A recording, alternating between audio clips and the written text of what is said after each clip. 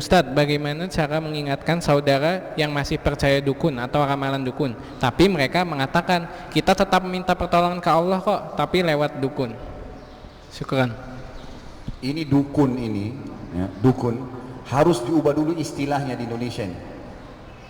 Jangan dibilang orang pintar, tapi orang tidak pintar. Dari sekarang ubah. Orang tidak normal, bukan paranormal. Begini rasionalnya teman-teman sekalian. Ini bukan saya sedang menghina, bukan. Banyak teman-teman kita yang berprofesi dukun ini tidak faham kalau mereka itu manusia, dan manusia itu di atas jin. Kita ini khalifah. Semua jin asalnya takut dengan manusia. Semua jin. Dan semua manusia punya potensi lebih daripada jin. 124.000 nabi yang diutus oleh Allah Azza wa Jalla, diantaranya 313 rasul, semua dari manusia, nggak ada satupun dari jin. Jin cuma tahu belajar dari manusia. Kita khalifah, memang kita pemimpin. Jadi asalnya begitu. Manusia banyak tidak faham ini. Apa yang mereka lakukan? Awal turunnya surah jin ayat 1 sampai ayat 17 itu ada sebab turunnya.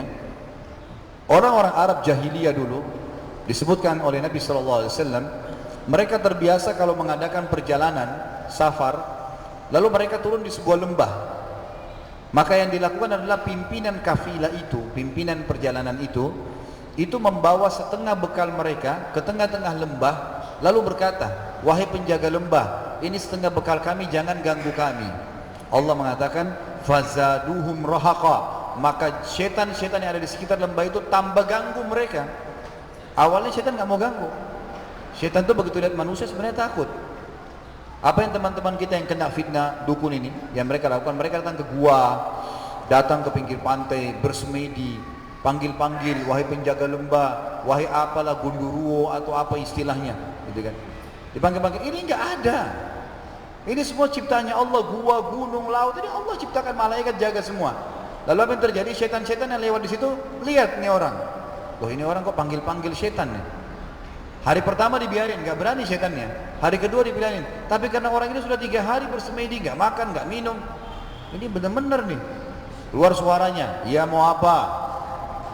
Saya mau ilmu kebal, boleh. Perhatikan, setan karena bodohnya, mereka bodoh sekali. Mereka di bawah manusia, tapi mereka membodohi manusia ini karena manusia ini lebih bodoh. Ngikutin. Ibaratnya begini, anak SD, maaf, teman-teman lagi kuliah, sakit kepala, lewat di jalan, ada anak SD lewat. Dek, sebentar dek, saya sakit kepala, obatnya apa? Anak SD bilang, minum kencing saya kak. Bodohnya anak kuliah bilang apa? Iya, sini kencing kamu.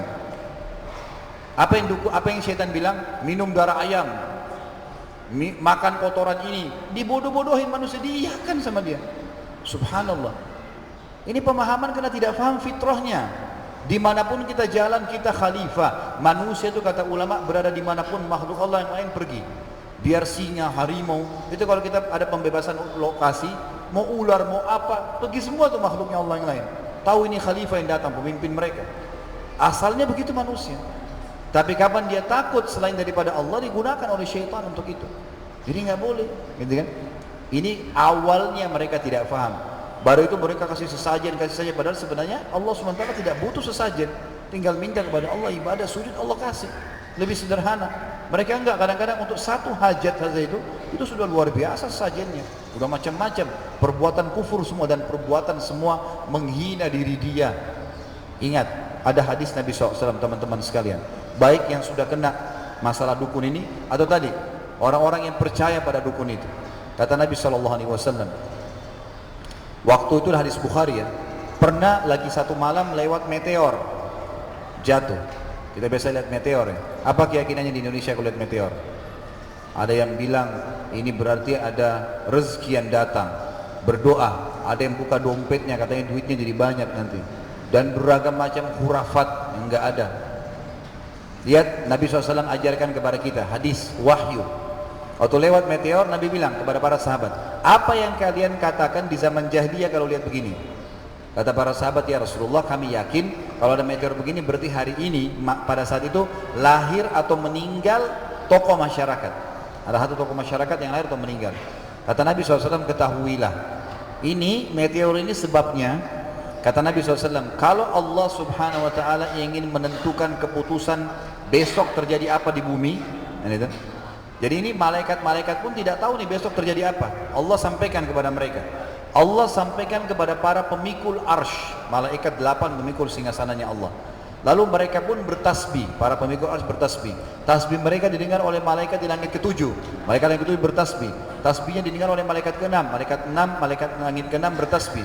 Langit ke-5 mendengar, langit ke-5 bertasbih, langit ke-4 mendengar tasbih sampai langit pertama, semua bertasbih. Lalu 7 lapis langit ini malaikatnya semua bertanya kepada malaikat pemikul arsh, apa yang Tuhan kita ambil keputusan?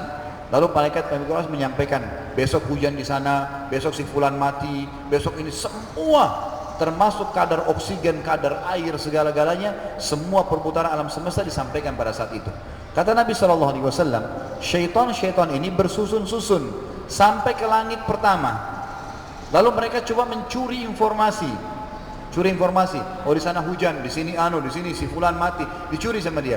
Lalu kata Nabi SAW, Allah menyiapkan malaikat-malaikat yang memanah mereka dengan panah-panah api yang diambil dari serpihan bintang-bintang. Jadi bintang diambil, dijadikan anak panah tuh sama malaikat untuk memanah setan-setan itu.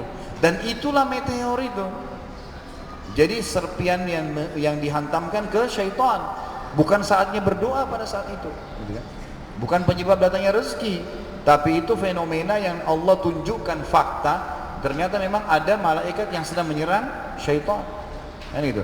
Maka kata Nabi SAW, berantakanlah syaitan-syaitan itu. Ada yang kena maka terbakar, dan ada di antara mereka yang sempat lari pulang, lalu mereka kembali ke partner-partner mereka dari dukun-dukun, dan mereka menyampaikan dari 100 berita itu 99 dusta, satu saja yang benar, gitu kan. Dan bodohnya manusia mengiyakan itu. Nah ini ketidakfahaman mereka. Maka ini jawaban saya kepada orang-orang yang masih jadi dukun, dan jawaban saya juga untuk orang-orang yang masih percaya pada dukun itu. Makanya kata Nabi SAW, siapa yang percaya, siapa yang bertanya, dukun, peramal, penyamun, apa saja istilahnya, bertanya, tidak percaya, cuma tanya, coba ramal tangan saya, alis saya lah, apalah macam-macam, maka tidak diterima sholatnya 40 hari ke belakang. Jadi nggak usah tanya lagi, Ustaz saya masih sholat nggak? Ini bukan ke depan, ke belakang yang sudah dikerjakan dihapus 40 hari. Ruginya luar biasa. Hadis yang lain, siapa yang bertanya pada dukun, peramal, penyamun dan percaya, maka dia telah kufur kepada apa yang diturunkan kepada Muhammad SAW. Jadi nggak boleh.